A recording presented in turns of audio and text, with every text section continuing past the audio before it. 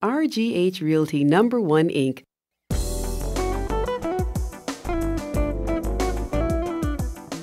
Do you mind explaining the difference between a building inspector and a code official? Not at all. A building inspector will determine what is wrong with the building, if anything. He will determine the condition of the building as it is. He will not make a value judgment. Okay. On the other hand, I will determine whether the building passes New York State codes. Okay.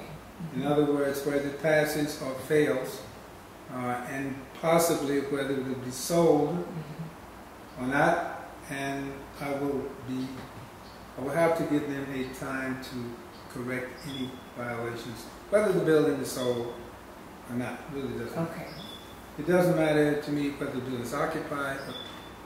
It has to meet code. That's Okay. it. Okay. At what point do you enter the process of the sale? Generally, it's when the title agency calls the office and requests what is called a certificate of occupancy. Sometimes a violation search is used.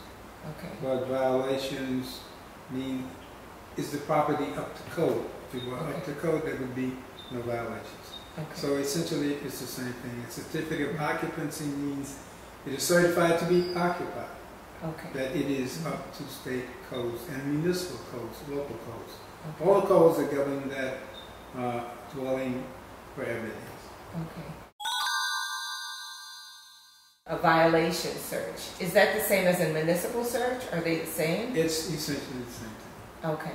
Because sometimes people get a little concerned if they hear violation search. They think, oh my goodness, what's wrong? You know, if the buyer asks questions about that, the agent will just tell them it's a municipal search? Or will the I really don't know what the agent says.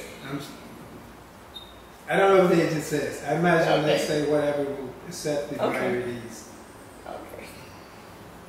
Great, thank you. Thank you so much, Jesse, for your time today. And before we wrap up this segment, do you have anything else you'd like to tell the viewers? Do you have anything else any information? Only one thing, and it's this. Whatever real estate you propose to purchase, whether it's a dwelling, whether it's commercial building, whether it's investment property, make absolutely certain that you obtain and have in your hand a certificate of occupancy. It is your one guarantee that the building is safe.